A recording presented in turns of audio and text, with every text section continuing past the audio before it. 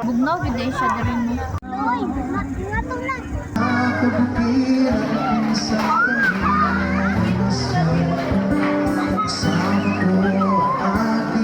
Maayong adlaw mga kapars. Welcome na po sa bagong vlog.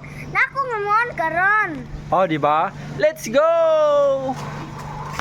Naada mi adtuan karon. Isa day ni siya sa pinakaduol, pinakabugnaw nga lugar ug suryanan diri sa Davao City. Unya kay wala man mi katuod, nagpalaban na lang mi ni Google. Ay, unsa ko no?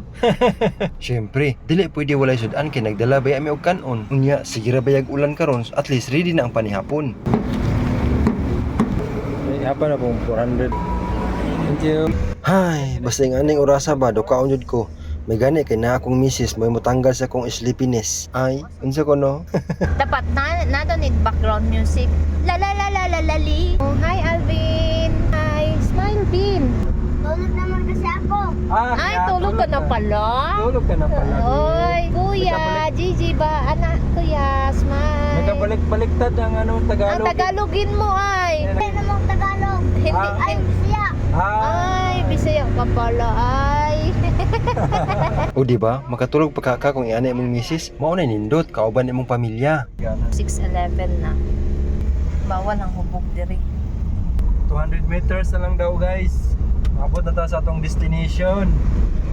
Thank you Lord. Basta pagbiyahe nga safe. So dili ko na basta-basta ang kalsada diri mga kapars. Kaya puro subidaon. Diri ta, come with me ta. This way, come with me. Okay.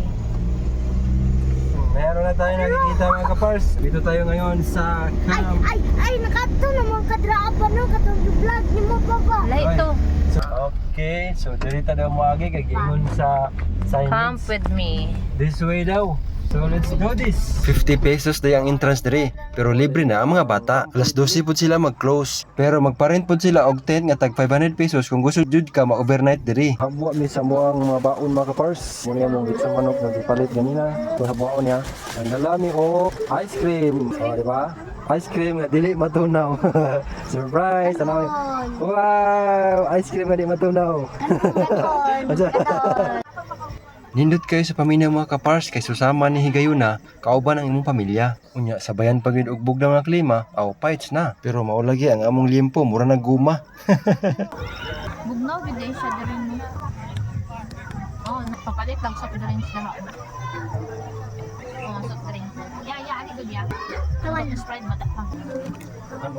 Ay salamat humana jud mig kaon. Unya salamat pod kinakalusot among litson. Sa uban pa to, core kids na dayon. Dere day oh. Teman. Ngayo ka? Ngayo de ero mga kaparso. Ngayon na po, yan na may pagkaon, hurot na mong pagkaon no eh. Ano siya pa? Oh, napoy duha ka ero. Ero. Duha ka ero, og duha ka itoy. Unya kung stress na pud ka sa nawong sa imong katrabaho, sutoy na dire. Ayaw nag-duty. Sabayan dayon og isa ka tower nga MP, parisan pa jud og isaw na bali 20. Nindot pud ay dire kay naay playground sa mga bata. Pero mas nindot pa jud kung mukanta na si Idol para sa ani oh.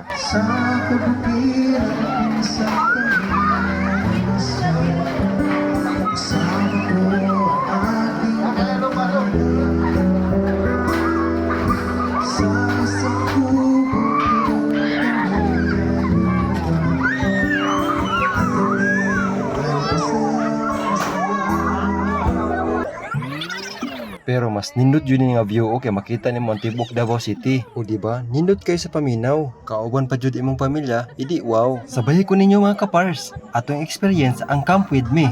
Sa pamay gadugay ninyo. Tara na. Uy, ngatong lang. Hey, naula pa.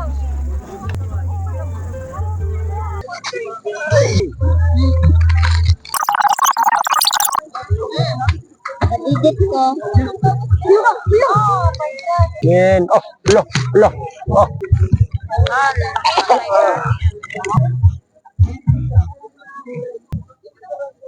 Wow. Hello mga kapars. Nag-picnic ni karon diri sa may Katigan. Timbog nawan diri mga kapars. Tapos sige nagkidlat diri mga kapars. Kaulolo na gid siya. Time check mga kapars. 9 PM na nya, nag-ulan na siya.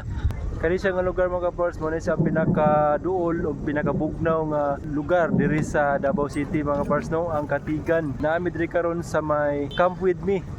Bye-bye.